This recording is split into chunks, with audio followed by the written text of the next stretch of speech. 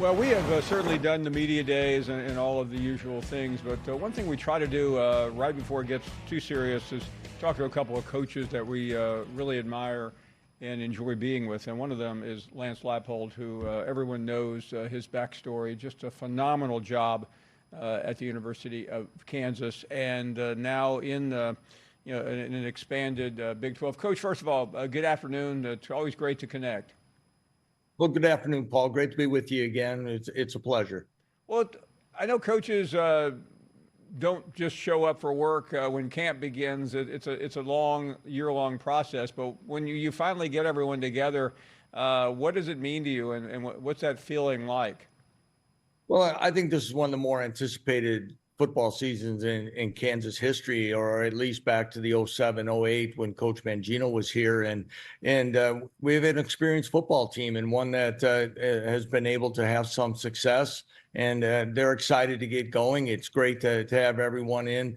Actually, we're in a new part of our renovated football facility. That was also a nice new thing that we've really invested in our football program here at Kansas. So all these things kind of get you in an excited mode to get this season started. And I want to ask you about that, Coach, because I know it's happened some time ago when all the announcements were made and the models, and now the work is being completed. But how significant was that development to what you're trying to accomplish out there in Kansas? Well, it's very significant for many reasons. One, in today's new era, I guess, of college football, we were still extremely behind in facilities and other things. But Chancellor Doug Girard and Athletic Director Travis Goff made a big statement that football was going to be important. It needs to be important at the power conference level right now if you want to stay relevant in college athletics, and for us to have some success, line up and make a $450 million investment in the phase one of our stadium and football facilities, I think is about as big a statement as you can make across the country. Coach, certainly attention has come to you, and most important to you and your staff, your program. But today, another mention of it, top 25 polls. I realize we're in a playoff era. It's not the good old days when the polls determine things like that, but it still has to be a good way to begin that your colleagues around the country are paying attention. Yes, it is. And I as a head coach, I've especially in our time here, I've tried to balance that, Paul, because this football program went through over a decade of some really tough times. So we need to embrace these type of things, be proud of them. But again, you can't, hang your hat on it, because as quickly as that came out, I got a text saying that somebody already rated us as one of the more overrated teams in that top 25. So it brings you back to earth pretty quickly. And it really gets back to what it's all about. And that is you got to go out each and every day during camp, work to get better, prepare, and then go out on Saturday or whatever day you're playing and play your best football. But I also saw somebody has you as one of the sleeper teams, so it does work both ways, doesn't it? Yeah, it does. And I think you mentioned, most of my early part of my career was at the Division II and Division III level, where there were 24 playoff teams, 32 playoff teams in Division III, and it's exciting. And there's some other things, and it's going to make more games. I mean, we'll be arguing about who's in. We'll be arguing about who should have the home games, all those different things. And it's going to make it exciting. And it's going to make every game kind of all the way down the stretch kind of work. And programs like ours have a chance now, and we got a fighting chance. And, we're excited for that opportunity. I mean, I know to get where you have been from Buffalo on to here, you have had some really important moments. I know last year you beat Oklahoma. That was a significant win. The whole country was paying attention. There were other ones the next week at Iowa State. How do you continue that? Because now there are expectations, which you want, but you're no longer everybody's favorite little toy. Well, hey, let's wrap our arms around KU when they pull a big win. You're expected to do those kind of things, aren't you?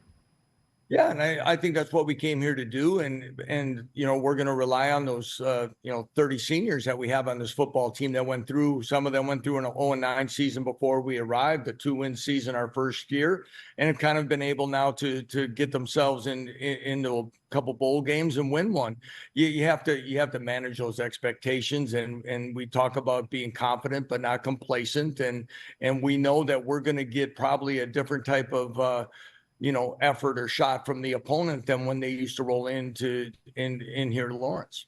And Coach, I know what you've said, and your university has rewarded you, but it never fails in late December, early January when coaching jobs came open. It happened again last year at a major university. Your name pops up. I know there's not much you can do about that, but can you explain, that experience, first of all, having to put those brush fires out, you're in the midst of recruiting, but also your commitment to where you are? Yeah, again, it's about fit, Paul, and we have work to do here yet and to accomplish, and much like when we went to Buffalo, that to me, and if people know me well enough, there's part of that process of taking on those challenges and finding those jobs that fit you. At the same time, you worry about your players and today and everything that happens when there could be coaching changes. So you have to try to stay true. But when your players see each and every day, they know what it's about. I think the one thing, not because it was kind of held as leverage or anything like that, it continued to move the needle faster than ever before for us to do some of those things because of some of those talks. But at the same time, as you know, there's I jokingly said to someone, I'd rather be on that list than the one that says you're going to be looking for work next year. So, it's good and bad, and it's kind of what makes college football what it is. And but like I said, it's flattering. It's sometimes it might be where you've lived before or something like that. But we're focused on making this the best we can, and we're, like I said before, we're excited. Those of us who treetop it, and I mean, you look at the broad picture, we often get hung up on coaches and everybody's throwing names around, and quite often, if not always, we're wrong when we try to fill these jobs. But there is clearly a trend developed. Your colleague down the road at K-State, we just saw Kalen DeBoer come from different divisions to Washington and ultimately to where he is now at Alabama. I'd like you to address that, because I think too often some of us only look at the coaches at major programs and not what others have gone through along the way. Well, Paul, I think it starts above us really at the administration level, and whether it be the athletic director, chancellor, or president, what are they going to be comfortable with? And I'm not taking away from anybody, because there's so many great coaches at all different levels. It's not just necessarily about the press conference and what it is. It's really what the substance of somebody's work and running a football program and dealing with things. Now, you don't do as many opportunities as I am with you right now, but you still deal with a lot of different things, and it could be from fundraising to discipline to staff organization and hirings. You do a lot of those things, and Kalen and Chris have done great jobs at their previous stops that have allowed them those opportunities. And I just hope that no matter where it's at, whether it be with diversity in hirings or lower level coaches, is that everyone keeps an open mind to look at people. Because one thing that I even get concerned about here at Kansas is our staffs are getting so big. Your staff only deals in small areas. So how are you going to develop head coaches that really have a full perspective of what goes on in a daily life of what the head coach has to go through? And on that subject, Coach, I have friends tell me, and they're usually more older than younger, that they struggle with this era of college football. It's not like it used to be. By the way, I've heard that through every iteration of my career. And I go back quite a way.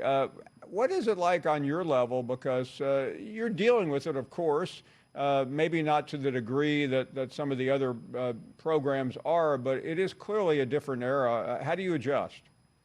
Well, I think you have to be flexible. You have to look at some things. There's balance within everything. I'm definitely not the same head coach I was 4 years ago, and I'm not the same one I was 10 years ago plus at Wisconsin Whitewater. And you grow and you've learned from larger staffs and support and doing those things. But also I try to remember, like, small example is, a coach the other day, now we're 6 practices in, was talking about a manager getting the ball spotted soon enough. And I said, because that coach was with me at Whitewater, and I said, remember the days we had to spot it ourselves, and so don't forget what we came from. And sometimes you get so many people that you're passing on responsibilities too far down the line. There's a lot at stake. There's a lot of money on a lot of different avenues, and salaries and other things. But at the same time, this is still a game that we play. Most of the game itself has not changed, and we need to make sure we stay true to that. And finally, Coach, the story of the offseason leading into the season is the difference in the playoff. A lot of schools, including yours, now being talked about, as we joked a minute ago, either as a sleeper or being overrated. It doesn't make any difference. But so many schools are now part of the conversation. What does that mean to your university and most important, your players? Well, I think we had,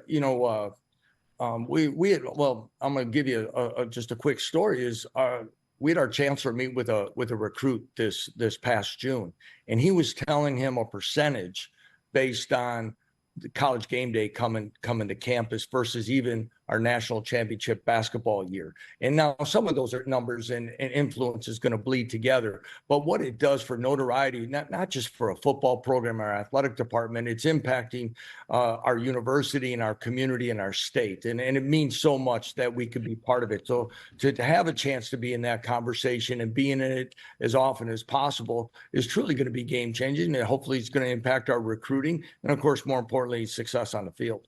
By the way, I met your chancellor at a conference about a year ago in Washington, D.C., and he was definitely bragging on you, and I couldn't have agreed more. It was a really nice conversation. Coach, we love talking to you. I realize you have a job, and there's not too many opportunities that we can grab you, but please come back when you have time, and all the very best this season. I would love to. Thank you very much, Paul. Thank Rock Chalk. You got it. Coach Lance Leipold joining us from Lawrence as we take a short break. And we come back with more of your phone calls right after this.